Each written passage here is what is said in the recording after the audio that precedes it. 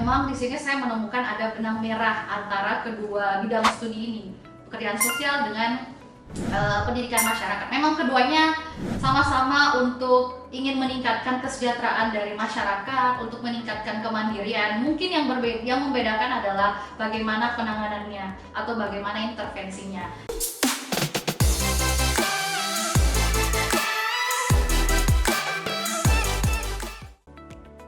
Assalamualaikum warahmatullahi wabarakatuh. Halo Sobat Sapa Masyarakat, kembali lagi dengan saya Safira Widya Puspitasari dengan program Sapa Masyarakat, Suara Pendidikan dan Pemberdayaan Masyarakat.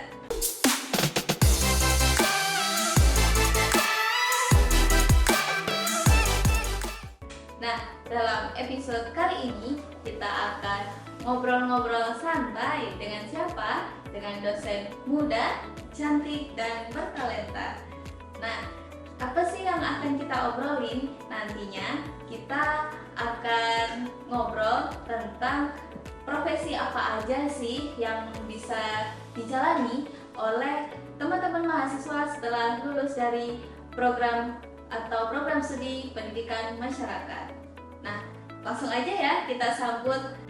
Selamat datang Ibu Yolandika Arsyad M. Kesos. Ya, halo teman-teman semua, selamat pagi, selamat sejahtera untuk kita semua. Terima kasih Mbak Fira, saya panggilnya Mbak aja tadi ya. Boleh. Iya, Mbak Fira, terima kasih sudah mengundang saya di sini ya untuk sharing, untuk ngobrol-ngobrol santai gitu. Jadi kita panggil Kak Ola aja ya. Ya, baik. Kak Ola, sebelumnya saya ucapkan terima kasih mau bergabung dalam podcast kita di program Sapa Masyarakat. Ya.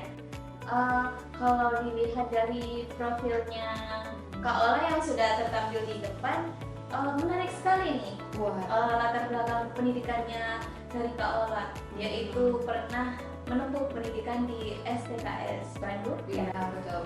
Lalu juga melanjutkan S2-nya di pekerjaan sosial di Universitas Pajajaran. Nah, adapun Kak Ola ini juga sebelum jadi dosen muda di Fakultas Ilmu Pendidikan Universitas Negeri Makassar, juga pernah bekerja sebagai pekerja sosial. Nah, yang kita kepo nih, teman-teman mahasiswa kepo itu apa sih pekerjaan sosial itu, Kak? Oke. Mungkin sedikit cerita dulu ya tentang background tadi, karena sempat disinggung saya S1 di Sekolah Tinggi Kesejahteraan Sosial Bandung atau STKS Bandung. Nah, jadi awal mulanya saya bekerja menjadi pekerja sosial itu ya karena background pendidikan saya gitu Mbak Fira. Jadi S1 betul, saya selama 4 tahun kuliah di Sekolah Tinggi Kesejahteraan Sosial Bandung. Nah, setelah lulus, jadi saya kuliah di STKS Bandung itu masuk tahun 2013, lulus di tahun 2017. Nah, setelah saya lulus, barulah saya mendaftar menjadi pendamping program Keluarga Harapan begitu. Nah, tapi pendamping program Keluarga Harapan ini Mbak Fira macam-macam ya. Jadi bukan semua pendamping program Keluarga Harapan itu adalah pekerja sosial yang profesional. Ini disclaimer dulu. Nah, karena apa?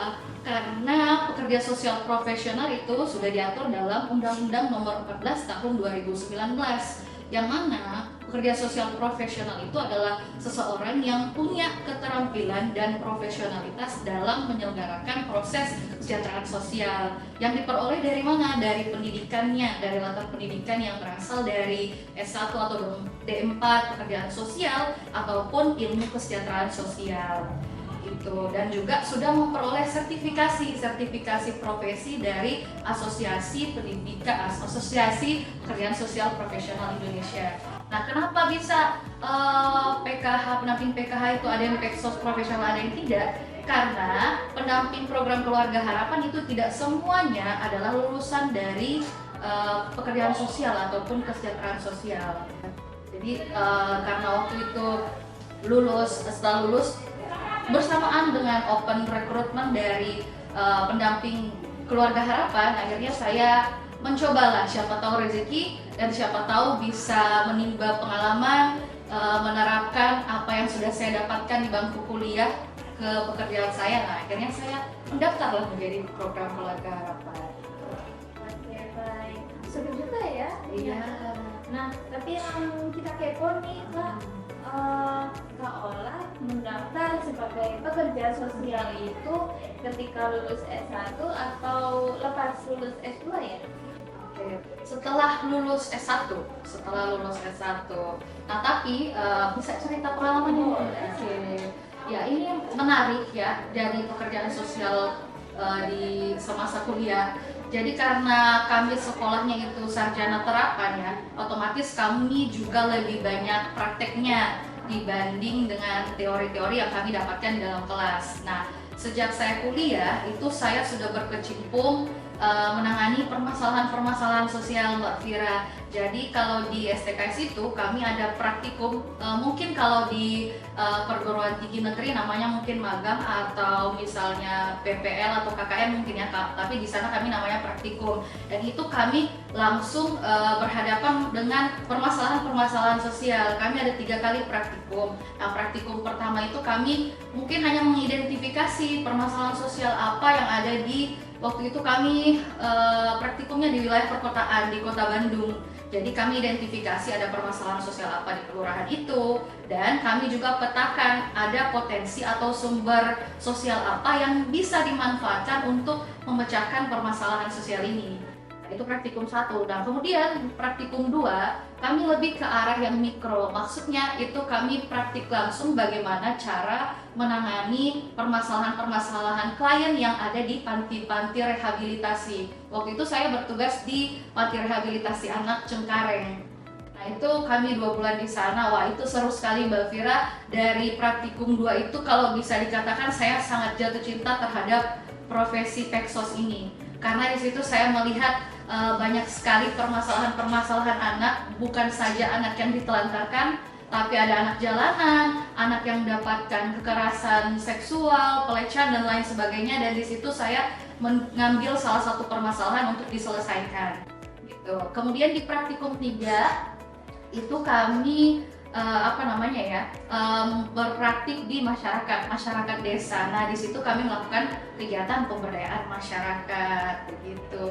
Jadi lepas dari S1 memang saya sudah tertarik, saya mau bekerja dulu deh di ranah yang berkaitan dengan pekerjaan sosial, khususnya menjadi pendamping program keluarga harapan, karena itu program keluarga harapan menjangkau masyarakat-masyarakat yang kurang mampu dan bukan hanya diberikan bantuan oleh Kementerian Sosial ya Mbak Vira, karena PKH itu biasa yang nyangkut di pikiran teman-teman mungkin bantuan. Nah, tapi selain kita menyalurkan bantuan tersebut, kita mendampingi dan juga mengubah perilaku dari si penerima manfaat, bukan hanya perilaku tapi pola berpikir gitu ya. Bagaimana mereka bisa mandiri dan tidak ketergantungan terhadap bantuan yang diberikan itu. Begitu Mbak Vira. Jadi seru sekali sebenarnya kalau berbicara tentang pekerjaan sosial ataupun hal-hal yang berkaitan dengan permasalahan-permasalahan sosial.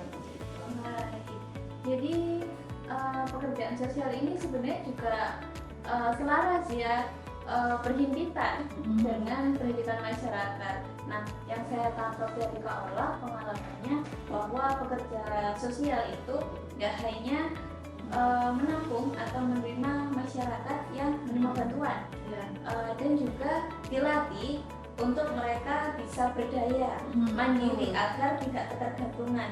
Nah, dari situ apakah ada program pemberdayaan yang disusun atau yang diprogramkan oleh pekerja sosial dengan segala mekanismenya begitu Kak?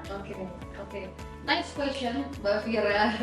Jadi ini pertanyaan yang memang teknis ya di pendamping PKH, karena tadi sudah saya singgung di awal. Kita juga mau bikin bagaimana sih penerima manfaat ini berdaya dan tidak bergantung pada bantuan yang diberikan oleh pemerintah. Jadi betul sekali, di program Keluarga Harapan itu salah satu program rutin yang kami laksanakan sebagai pendamping setiap bulannya itu adalah pertemuan peningkatan kapasitas keluarga.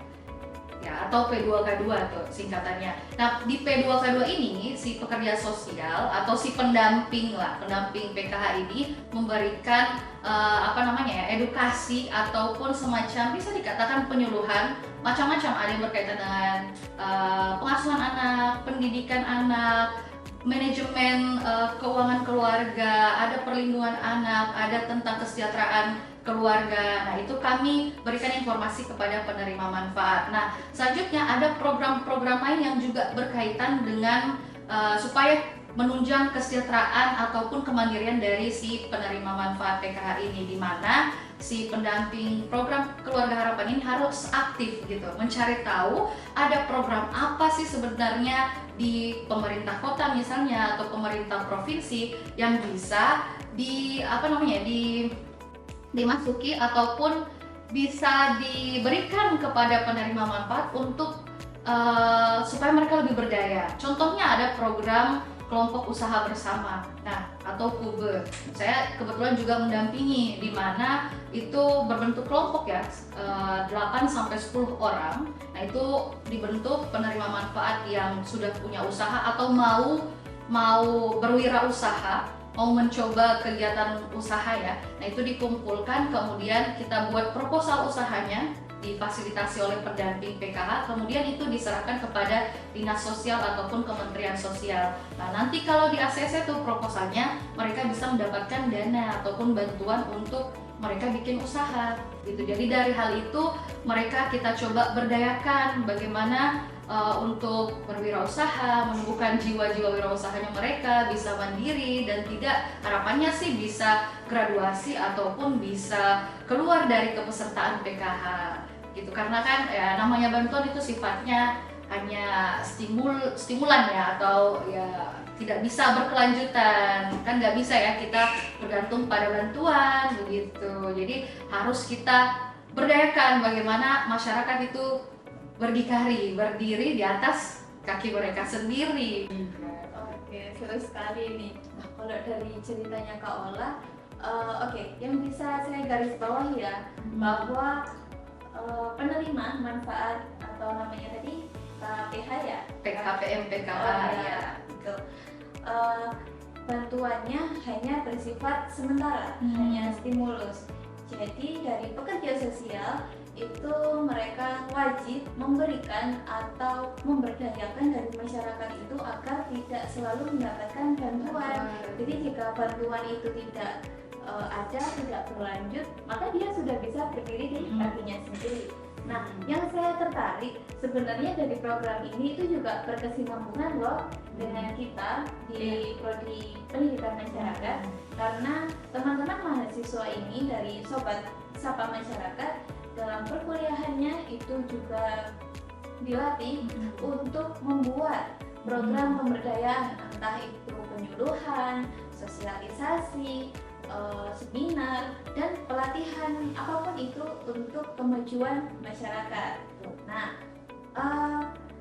yang ingin saya garis bawahi mungkin ya, berarti untuk pekerja sosial ini perbedaannya dia sudah terstruktur dan lebih fokus ke masyarakatnya, bagaimana sosialnya dari yang tidak berdaya menjadi berdaya. Dari yang awalnya tidak mampu untuk memecahkan masalah, dia hingga sukses atau berhasil menyelesaikan masalahnya sendiri. Nah, sedangkan di pendidikan masyarakat itu juga sama nih Kak. Berarti kita bedanya hanya lebih banyak memberikan pendidikan. Sama tujuannya, cuman penekanannya lebih banyak memberikan pendidikan, mungkin dengan tutorial, yang dengan UMKM tadi itu sangat menarik. Ternyata dari program KUB, masyarakat yang awalnya belum punya untuk ide berusaha, dia bisa menciptakan lapangan usahanya sendiri bahkan untuk orang lain. Nah, yang saya penasaran nih Kak, apa sih bedanya pekerja sosial dari lulusan KESOS dengan lulusan PENMAS, PNF atau PLS? Ya, bagus. Jadi pertanyaannya ya, karena memang saya sudah bekerja di kedua ranah ini, yang tadinya saya memang lulusan atau bekerja di ranah yang bersinggungan dengan pekerjaan sosial, dan sekarang saya bekerja di prodi pendidikan masyarakat sebagai dosen. Nah, menariknya memang di sini saya menemukan ada benang merah antara kedua bidang studi ini, pekerjaan sosial dengan pendidikan masyarakat. Memang keduanya sama-sama untuk ingin meningkatkan kesejahteraan dari masyarakat, untuk meningkatkan kemandirian. Mungkin yang membedakan adalah bagaimana penanganannya atau bagaimana intervensinya. Nah, kalau di pekerjaan sosial itu kami level intervensinya ada 3 nih Mbak Vira. Ada yang namanya level mikro. Nah, level mikro itu kami penanganan masalahnya itu berdasarkan individual ataupun keluarga. Jadi misalnya kalau ada permasalahan individu atau keluarga, di situ kita adakan konseling, adakan terapi, adakan asesmen, ataupun misalnya pengubahan perilaku. Nah, kemudian yang kedua ada level meso. Nah, kalau meso ini kita bersinggungan atau berkaitan dengan kelompok. Nah, berkaitan dengan dinamika kelompok, saya rasa di pendidikan masyarakat juga kami belajar dinamika kelompok ya. Selain itu ada pelatihan kelompok atau fasilitasi kelompok. Dan yang ketiga ada level makro. Nah, makro ini bersinggungan dengan masyarakat secara luas maupun kebijakan, di mana ini sangat relevan dengan pemberdayaan masyarakat, kemudian advokasi sosial. Yang di kelas juga saya ajarkan kepada mahasiswa ya mata kuliah ini atau bahkan kajian ini, bagaimana melakukan advokasi, menganalisis kebijakan sosial, kemudian bagaimana melakukan penyuluhan atau bimbingan sosial. Jadi ya memang sangat relevan. Nah, tapi ada juga yang menarik nih. Jadi bagi teman-teman lulusan pendidikan masyarakat, selain teman-teman juga bisa ikut bersinggungan ya atau dengan permasalahan-permasalahan sosial meskipun beda penanganannya ya. Nah, teman-teman juga bisa loh mempelajari bagaimana teknik fasilitasi, bagaimana melaksanakan atau manajemen kegiatan penyuluhan, atau misalnya bagaimana memberikan atau strategi bagaimana pemberdayaan masyarakat itu bisa efektif, bisa berhasil dan menimbulkan dampak yang positif begitu di masyarakat, supaya ada perubahan sosial, supaya terjadi peningkatan kesejahteraan dari masyarakat. Nah, ada juga yang menarik nih Mbak Vira, saya mau singgung yaitu tentang CSR. Pernah dengar ya pasti CSR. Nah, lulusan pekerjaan sosial juga teman-teman saya itu banyak yang bekerja di bidang CSR atau tanggung jawab sosial perusahaan. Nah, ini juga sering sekali saya singgung-singgung di kelas. Ayo teman-teman kita belajar CSR, karena CSR ini adalah hal yang penting. Nah, jadi CSR kan memang kita tahu adanya di perusahaan-perusahaan ya, atau di korporat. Nah, tapi teman-teman baik itu Penmas ya atau Peksos. Nah, tapi saya di sini lebih menekankan pada lulusan-lulusan Penmas supaya teman-teman itu cari-cari informasi begitu tentang perusahaan-perusahaan yang menyelenggarakan CSR. Karena apa? Sekarang itu ada undang-undangnya loh, di mana setiap perusahaan itu wajib ada CSR-nya, ada komitmen untuk bukan hanya mendapatkan profit dari keuntungan usahanya, tapi juga memberikan manfaat untuk mendukung pembangunan berkelanjutan. Nah, jadi teman-teman, bagaimana caranya teman-teman mahasiswa, bagaimana caranya kita tahu ada CSR? Itu teman-teman harus banyak-banyak mengeksplor dunia luar. Salah satunya dengan mencari link atau networking atau kerjasama dengan pihak-pihak di luar kampus. Baik. Yang saya dengar tadi pekerja sosial, ada CSR. Ya, pekerja sosial dan CSR memang banyak melakukan semacam training di masyarakat. Betul. Ya, memang betul. Dari CSR itu dari perusahaan, ya korporat, perusahaan besar ya, itu untuk memberikan bantuan kepada masyarakat sekitar di sekitar perusahaannya. Nah, tapi yang saya tertarik ini, kita kan juga tidak familiar dengan NGO. Mungkin bisa dijelaskan, karena sepertinya ada keterhubungan nih antara pekerja sosial, CSR, dan NGO. Iya, kita mulai dari mana ya kalau membahas NGO? Karena sebenarnya NGO ini juga sangat menarik. Jadi mungkin ya teman-teman, ekspektasi teman-teman mungkin setelah lulus ya kan memang bekerja. Tapi masih banyak yang mindsetnya itu ya bekerja itu yang sukses itu mungkin PNS freelance ya, harus bekerja di kantoran mungkin, atau ya menjadi guru dan lain sebagainya. Apalagi mungkin teman-teman yang penmas ini banyak nantinya yang berpikir kalau setelah kita lulus dari prodi penmas ini ya paling jadi tutor, apalagi jadi fasilitator. Padahal bukan hanya itu, teman-teman bisa juga merambah ke dunia-dunia non-governmental organization ya, atau NGO. Nah, banyak sekali NGO, ada Save the Children, ada misalnya UNICEF, ada kalau di Makassar kayaknya yang paling terkenal itu Yayasan Haji Kalla ya. Nah, teman-teman bisa mulai nih dari sekarang, karena jujur saya juga mengenal NGO itu semasa kuliah S1 teman-teman. Pas saya semester 4, semester 5, sampai semester 7 itu saya aktif bergabung menjadi volunteer awalnya. Jadi volunteer di kegiatan-kegiatan NGO. Waktu itu saya gabung di Ibu Foundation di Bandung, Indonesia Badra Utama. Nah, kebetulan waktu saya masuk mereka itu ada program pemberdayaan, dan pada saat itu juga saya diikutkan dalam program semacam penyuluhan sanitasi total berbasis masyarakat di Purwakarta. Nah, jadi hal yang menarik kalau kita ikut-ikut kegiatan di luar ya, selain kegiatan di kampus, itu di luar kampus kita akan terbuka begitu wawasan, menambah wawasan baru, dan juga menambah koneksi ataupun networking kita, sehingga kita tidak terpaku dengan apa yang hanya didapatkan, hanya diajarkan dosen begitu di bangku kuliah. Ternyata ada banyak sekali hal-hal di luar sana juga yang bisa menunjang kompetensi kita, dan itu bisa terpakai ketika teman-teman nanti lulus. Bisa jadi ya, semenjak teman-teman ikut volunteer semasa kuliah di NGO, nah pas lulus kuliah teman-teman direkrut misalkan jadi staff atau tenaga ahli dan lain sebagainya. Itu loh bisa menjadi jalan pembuka bagi teman-teman semua. Jangan lagi berpikiran hanya wah akan jadi tutor, akan jadi misalkan guru PAUD, guru mengaji atau guru les dan lain sebagainya. Tapi ada hal-hal lain yang lebih menarik di luar sana. Jadi jangan takut untuk kuliah di Pendidikan Masyarakat Universitas Negeri Makassar.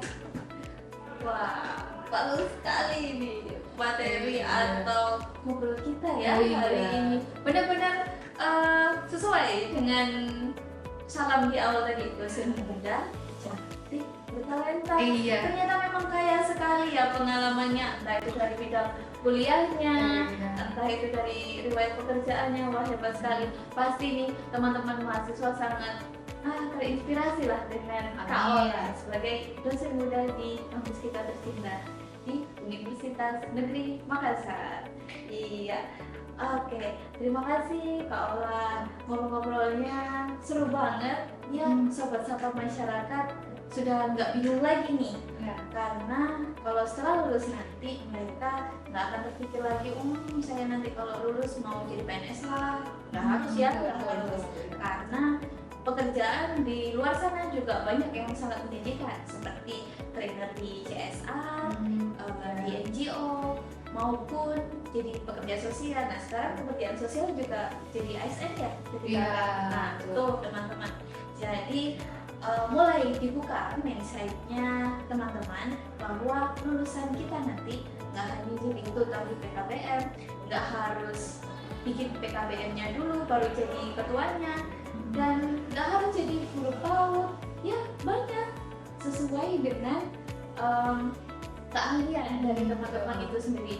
Bahkan ya 3 opsi profesi untuk penmas ini mulai terbuka karena obrolan kita hari ini. Love your passion. Sukses selalu untuk program Sapa Masyarakat. Oke, see you next episode. See you.